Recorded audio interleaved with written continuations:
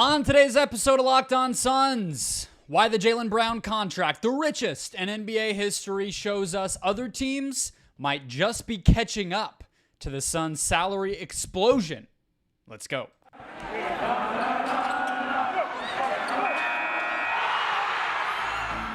You are Locked On Suns, your daily Phoenix Suns podcast, part of the Locked On Podcast Network, your team every day.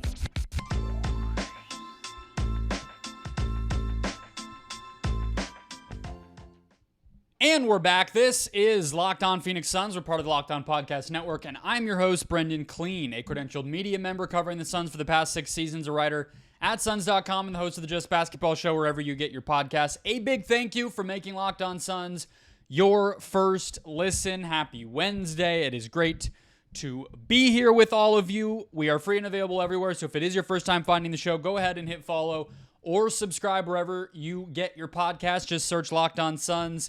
Get this show in your feed every Monday through Friday throughout the offseason and beyond. You can also head over to the YouTube comment section. We are growing a nice little subscriber base of nearly 6,000. We're getting there slowly but surely. Drop a comment with your thoughts on the Suns' biggest overperformer in this coming season. We will get to the rest of your great mailbag questions. There was just too much. It's an overflow later on in the show. But first, I want to start with the Jaylen Brown contract and what it tells us about the Suns. And I promise this is not some obnoxious way of shoehorning the NBA news of the day into this Suns podcast. That is a trick as old as time. If you like basketball content, no doubt you know that trick already.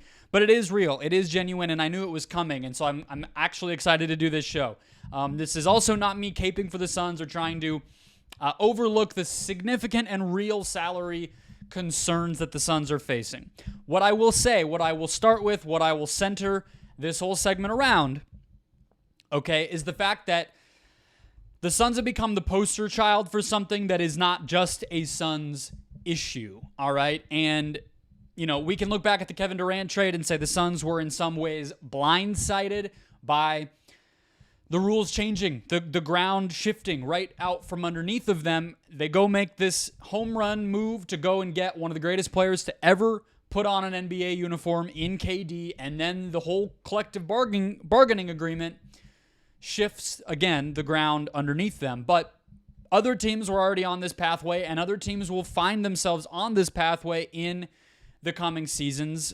And again, it doesn't need to look any further than the Boston Celtics and Jaylen Brown and this new contract, which will pay him $304 million over 5 years. He has 1 year left on the contract that he's currently on, so really it takes you to about $333 million over the next 6 seasons all together. This is something we thought would happen. This is something that a lot of reporters had been indicating. Don't worry. It's not...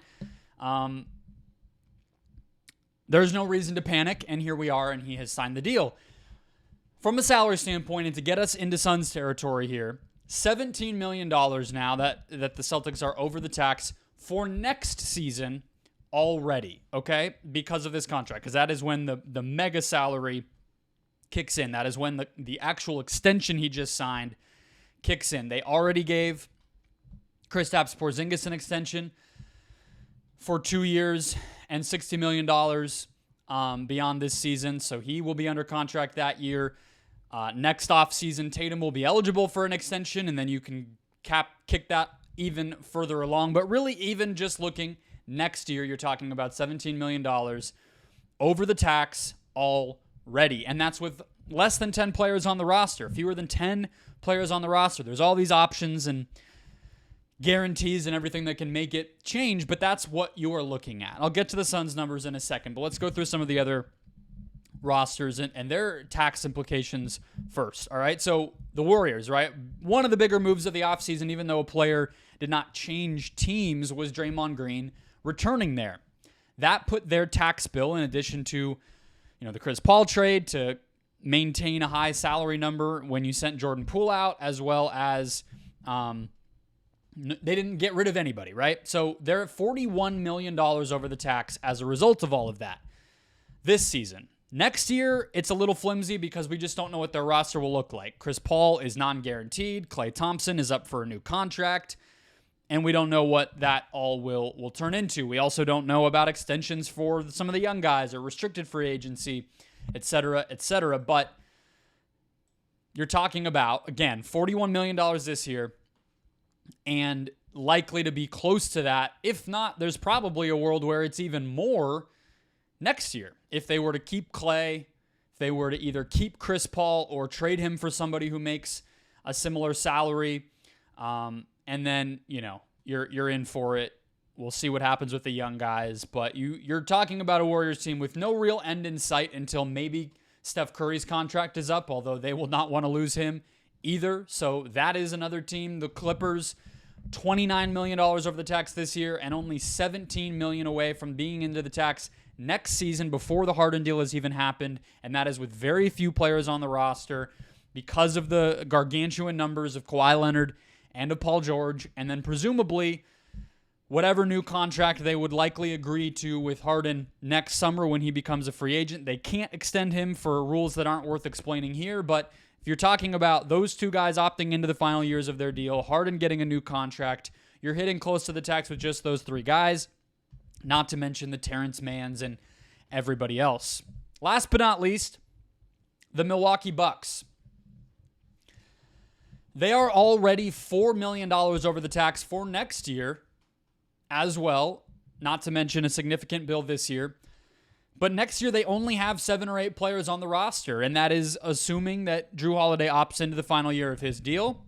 They just got Middleton and Lopez back on big money numbers for that season. The 24-25 season is what I'm talking about. And Giannis, of course, on the biggest of big contracts. So you're talking about filling out a roster. Even if you just go with minimums, you're talking about, 7 additional minimum players for about $2 million apiece, and you're looking at a nearly $20 million tax bill right up against that second apron for the Milwaukee Bucks next year. The Clippers and Warriors already over the second apron this year. The Celtics likely to be at or above that in every year for the foreseeable future. And so that brings us to the Suns, right? They are $21 million over the tax this year, which puts them right over that second apron. And it doesn't, the spot track doesn't have all of the super tax and second apron stuff programmed in yet, which is understandable. But the Suns are going to be there. And next year, it's going to get even uglier when Devin Booker's extension kicks in. Yes, the one he signed last summer, 1 year ago, that extension still has not kicked in and still will not kick in until the 24-25 season that I've been referencing for these other teams. The caveat, though, with the Suns situation when they will be $39 million over the tax next year when Booker's contract kicks in, is that is assuming that a lot of these player options go the Suns' way. But honestly, even if some of them don't, these guys that are on 2-year minimum deals with the player option, we've talked about that a lot, guys like Gordon, guys like Dave Bates-Diop, even if actually those guys opt out, you're probably talking about an even cheaper salary. So regardless, you're looking at 11-ish players on the roster to get to that $39 million number. So it's not going to go much higher than that, right? I mean, that still will probably be the biggest one in the league, but you're going to be right neck and neck with the Warriors. Even with Booker making a supermax amount of money, even with Durant at the end of the mega deal that he signed, the extension that he signed with Brooklyn, and of course Bradley Beal's gargantuan contract back in Washington, another supermax, right? So that's my point. The Jaylen Brown contract shows us what's coming. Another J on their team will get one of these deals in the not too distant future. That is Jason Tatum. Andrew Wiggins may be in for something fairly significant in the not too distant future. Steph Curry, whenever he extends, if we're talking about these types of players, both George and Leonard, that is going to start. We might get extensions for those guys before the season even starts and have an even clearer picture of their significant tax burden. The Suns are the poster child of this phenomenon because they did it after the rules were already known. And so it felt crazy. It felt out of this world. Other teams are going to follow suit. The CBA is incredibly punishing. Teams will try to avoid that second apron at all costs. But in some cases, it's just going to be worth it to retain the talent you already have, to acquire players who are already great, and pursue a championship. I don't think that's going to change. I don't think the Suns are some sort of outrageous exception here and some sort of picture of what to not do, right? Some sort of warning signal to the league. I think that they will soon be joined by a lot of other teams with the same exact perspective, which is we have a chance. Let's go get it. More mailbag questions to come. You guys kept putting them in Reddit, and I loved a lot of them, so I'm going to dive in, starting with my predictions for the standings throughout the NBA. Yes, get excited. We're there. We're doing July content. All right, let's get into it next. First, today's show brought to you by the FanDuel Sportsbook. Take your first swing at betting MLB on FanDuel and get 10 times your first bet amount in bonus bets up to $200. That's right. Just bet $20 and you'll land $200 in bonus bets, win or lose. That's $200 you can spend betting everything from the money line to the over-under to who you think is going to hit the first home run. I've told you guys before, I'm even wearing a baseball shirt today. I am in on this baseball season, and I love betting baseball. I'm not just saying that. You can do the first 5 innings stuff, which is awesome because you're just using starting pitchers. You're not worrying about, like if you're a Diamondbacks fan, you know all about this, the bullpen meltdowns and everything else. You're able to just say, okay, starting pitcher versus starting pitcher, lineup versus lineup. What do I think is going to happen? It's all great stuff. All on an app that's super safe, secure, and super easy to use at FanDuel. Plus, when you win, you get paid instantly. There's no better place to bet on MLB than FanDuel, America's #1 sportsbook. So sign up today. Visit FanDuel.com/LockedOn to get up to $200 in bonus bets. That's FanDuel.com/LockedOn. FanDuel, an official sports betting partner of Major League Baseball. Keeping it rolling. My shirt matched that FanDuel graphic on the YouTube screen, so you're welcome for that as well. Baseball shirt matches the graphic. It's like I planned it, even though I didn't. Question from Croy Gate. I have a feeling this must be somebody's name backwards or something. Gaiskiach? Whatever. We're going to blow past the name. At the conclusion of the regular season, what will the standings look like for the West and the East? I'm going to assume that the trades we think are going to happen do in fact happen. And I guess I have to clarify what I even mean when I say that. I don't think Pascal Siakam gets traded. I do think that James Harden and Damian Lillard both get traded to the exact places we think they are going to get traded to. All right, so that means James Harden will be a Clipper, and that means that Damian Lillard will be a member of the Miami Heat. So we're going to go West first because that's what matters to us here in Phoenix. It's really a betting game these days of who's going to prioritize the regular season, who is going to stay healthy, who is not going to load manage. The safe bet the past few years would be to just bet the Memphis Grizzlies to finish at the top of the West. They just have this John Morant situation, which continues to not have any closure on it. His best friend now has been, I believe, charged or been connected directly in a literal crime at this point. Not that that has anything to do with Ja, but tough situation. Not going to dive into that too much here on the Locked On Suns podcast. You can check out the folks in Memphis for that coverage, but I'm not going to pick them is the point, all right? I don't think I'm going to pick the Suns either. I don't think I'm going to pick the Nuggets either because I just don't feel as if either of those teams will be looking at the regular season as the most important thing.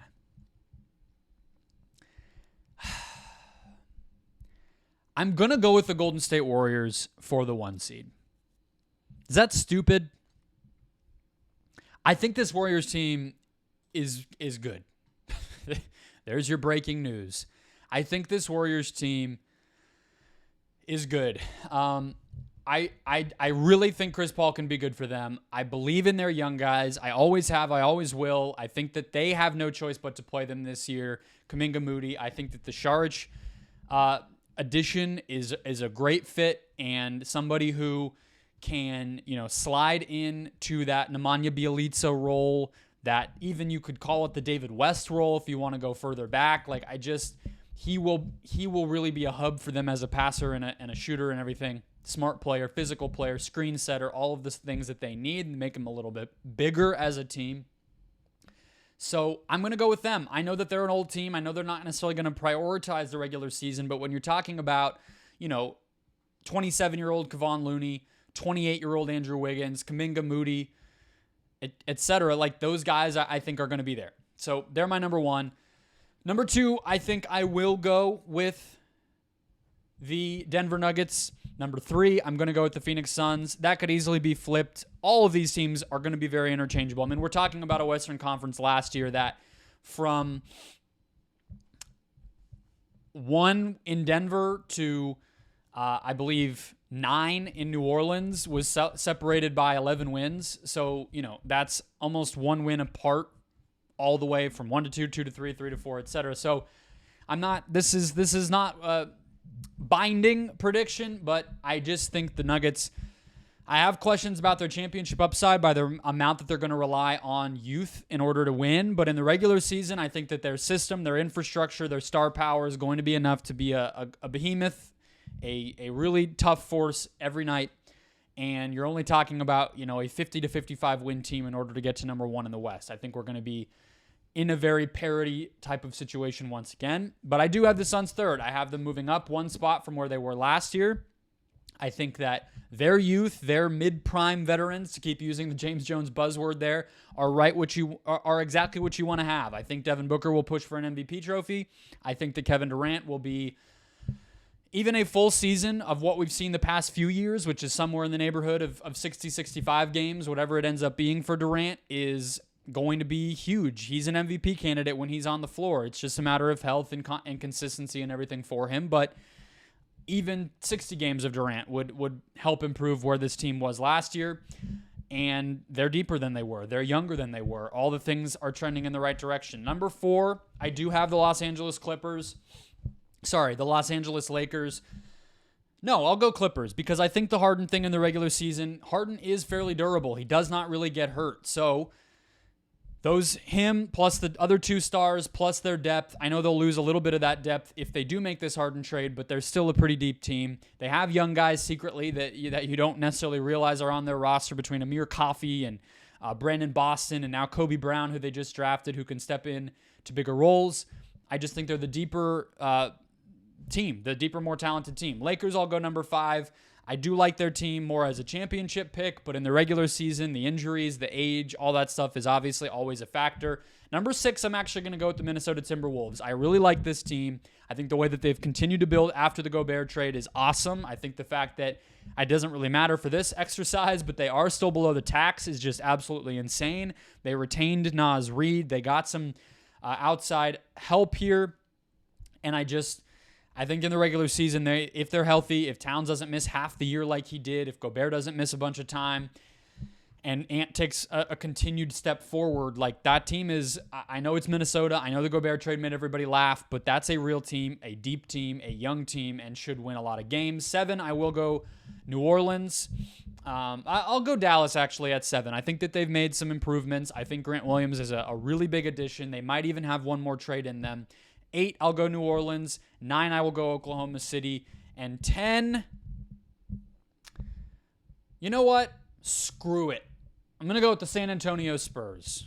Victor Wembanyama, Devin Vassell, other guys on the team. No, I'm just kidding. Jeremy Sohan, Keldon Johnson, those guys, I think they're ready. I don't think they're ready. They're not going to win a play-in game. I'm not trying to say they'll really be a force next year, but you're picking among a bunch of mediocre options. I'm not sure if Utah is going to try to put all their chips in the middle of the table right away, so I don't know if they're going to be pushing that hard for it, even though they're the more talented team. So I'm going to go San Antonio just for fun. It doesn't matter what I say. It's July 25th. We know nothing. The Eastern Conference, I'll go rapid fire. I do think Miami will be the first seed. Boston at 2. The Sixers losing Harden, so I'm going to have the Cavs at 3. I'm going to have the Bucks at 4. I'm going to have the Sixers at 5. I'm going to have the Knicks at 6, the Nets at 7. The Hawks at 7, the Nets at 8. And then who cares? I don't think there's a lot much beyond that. Raptors, Bulls, Pacers, whatever. Doesn't matter so much here on a Suns podcast. And then I had another question of which teams in the Western Conference would be the most difficult matchup for the Suns in the playoffs as currently constructed, and why? And I'll close out the show momentarily with the Sun, who I think is most likely to exceed expectations. But I want to answer this question as well because it goes along with the standings. And this was, I don't remember the name of the person. I apologize. It was a two-parter and I cut off the name. But who is the most difficult matchup for the Suns in the playoffs right now? It's a very good question. The obvious answer is the Denver Nuggets.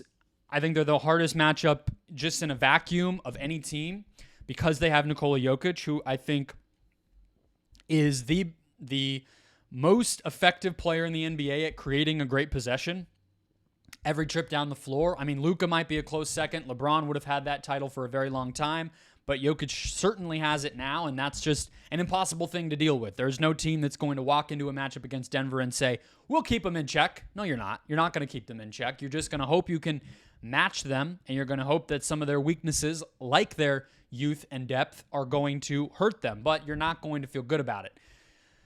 So that would probably be my answer, and I'm now realizing as I did the standings, I left out both the Kings and the Grizzlies because I'm an idiot, so whatever. Take that with a grain of salt. Maybe kick those Spurs out of there. Maybe the Pelicans too. Maybe the Thunder. We'll see. But the point being, in terms of the matchups, Denver is right there.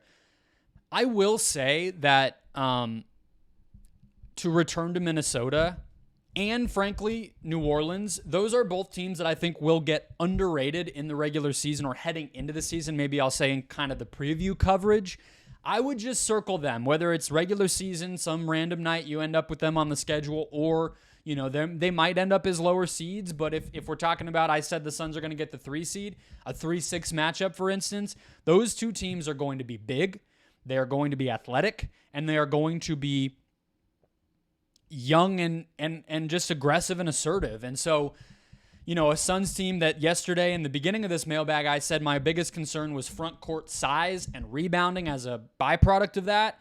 You're talking about Towns and Gobert and Jaden McDaniels and Kyle Anderson and Naz Reid. You're talking about in New Orleans. I know the Zion thing is a big if at all times, but let's just imagine that he has a more healthy year because I want to be optimistic, and I love that dude. Zion, Valanciunas, Ingram, Nance, Trey Murphy, Herb Jones. That's a bunch of sides at the forward and center spots with athleticism and youth, and they play hard, as we know from watching them play the Suns 2 years ago. So those two teams, I would say, don't overlook, although obviously Jokic and the Nuggets are the real answer, so to speak. Let's close the show. Which Suns player is most likely to exceed their expected contributions? Who will be the most improved compared to last season, etc.? We will answer that question after one more quick break.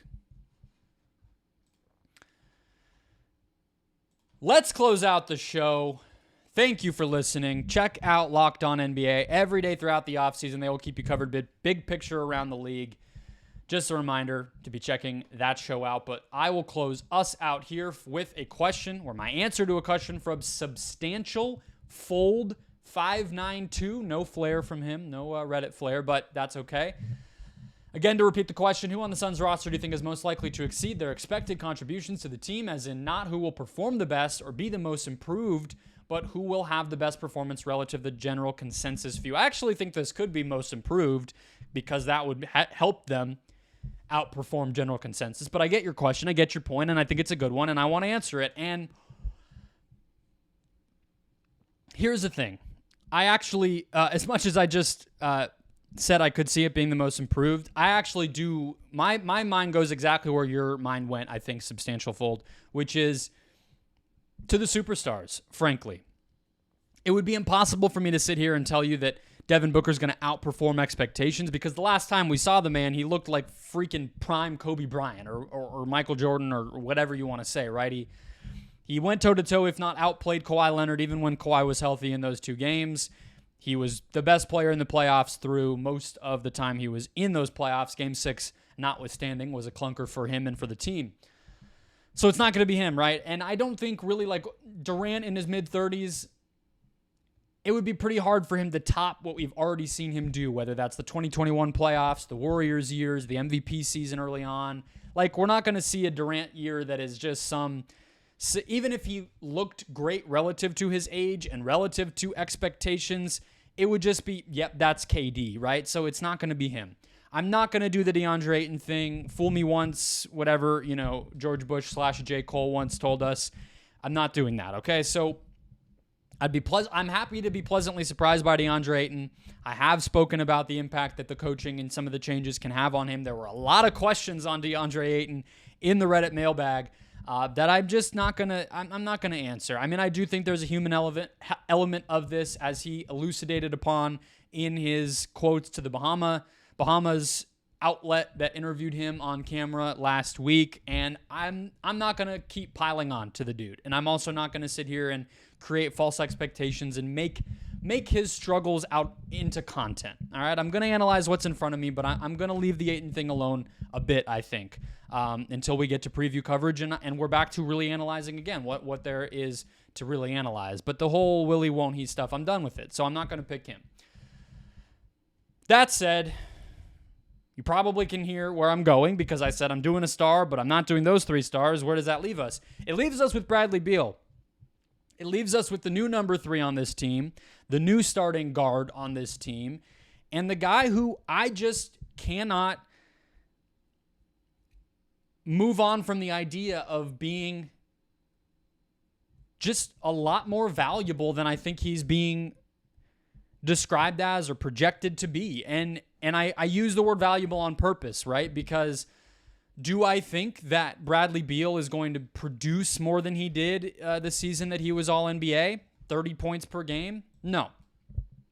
I really don't. I don't think that he's even going to get close to that. Do I see a world in which Bradley Beal is potentially more efficient than he's ever been or close to? Yeah.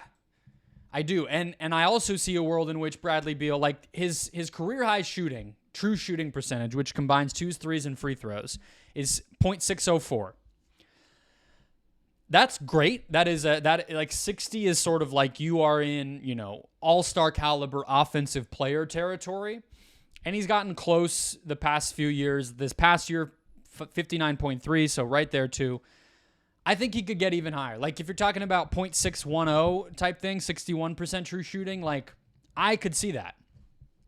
And I also think defensively, I think his turnovers will go down, which is a great way to be more valuable and efficient also. And I think his defense can at least be passable in a Frank Vogel scheme with length and size everywhere and a veteran group that he can execute in better than maybe he did the past few years. Because you look early on in his career, he was at least closer to neutral, if not positive in a couple of those seasons from a defensive box plus minus standpoint, which is a catch-all that's not perfect but good enough.